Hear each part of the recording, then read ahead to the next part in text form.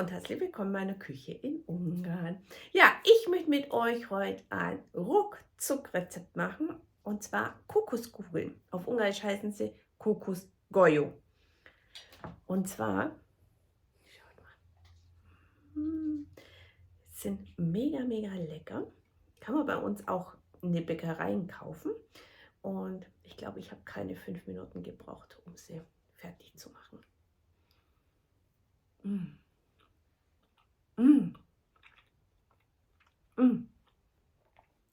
Also an alle Kokosfreaks, die müsst ihr nachmachen. Ob ihr sie größer macht, kleiner macht, doppelte Menge macht, spielt absolut keine Rolle. Ja, ich genieße jetzt und wenn ihr wissen wollt, wie ich sie gemacht habe, bleibt dran, ich zeige es euch. Oh, lecker. Los geht's. Geht auch ratzfatz. Und zwar in unseren Mixtopf geben wir jetzt entweder 250 Gramm Butterkekse hinein. Die tun wir dann auf Stufe 8 wirklich fein mahlen. Oder, so wie es bei mir gibt, schaut mal, die machen wir heute. 250 Gramm schon gemahlene Kekse. Ich habe 250 müsste es sein.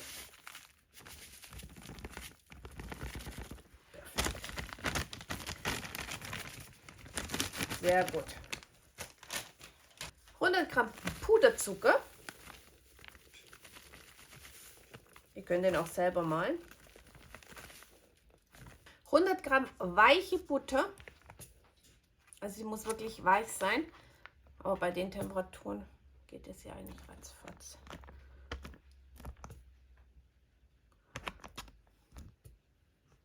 Gramm Milch.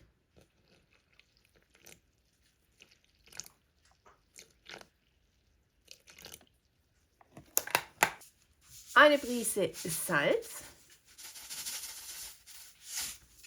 Ein Teelöffel Vanillezucker oder Vanilleextrakt. Ich habe jetzt dieses Rumaroma. Ihr könnt auch normalen Rum hernehmen. Da würde ich jetzt einen Esslöffel dann hernehmen. Von diesem Rumaroma nehme ich einen Teelöffel. Und wer dieses Rumaroma in den kleinen Fläschchen hat, nimmt nur 10 Tropfen.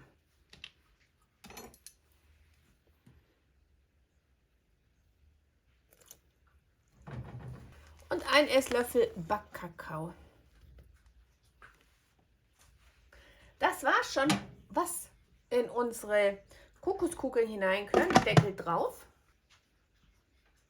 Machen 30 Sekunden auf Stufe 4. Dann habe ich jetzt in eine Schüssel so circa 100 Gramm Kokosraspeln. Einen Teller, wo ich es dann drauf tue. Und so schaut unsere Kokosmasse oder unsere Kugelmasse praktisch aus. Am besten befeuchtet ihr jetzt eure Hände. Nehmt so einen Esslöffel und nehmt die Größe, die ihr mögt. Ich mache jetzt so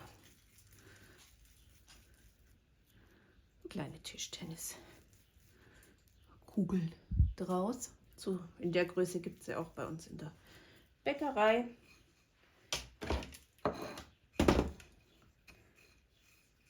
So sehen.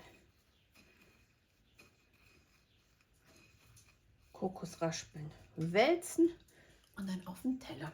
So, das mache ich jetzt mit diesem Teig so. Wenn ich das gemacht habe, sehen wir uns wieder. Ne? Ja, und wenn ihr das gemacht habt, sind sie schon bereit für den Kühlschrank und da sollten sie für 2 Stunden einfach kühlen und dann könnt ihr sie genießen. Ihr könnt die Menge ohne Probleme verdoppeln, tut aber diese Verrührzeit anpassen. Kann sein, dass es dann nach 30 Sekunden noch nicht optimal ist, dann gebt ihr einfach noch ein bisschen Zeit dazu. Ja, oder ihr könnt sie auch kleiner machen, größer machen, ganz wie ihr wollt. Das spielt keine Rolle.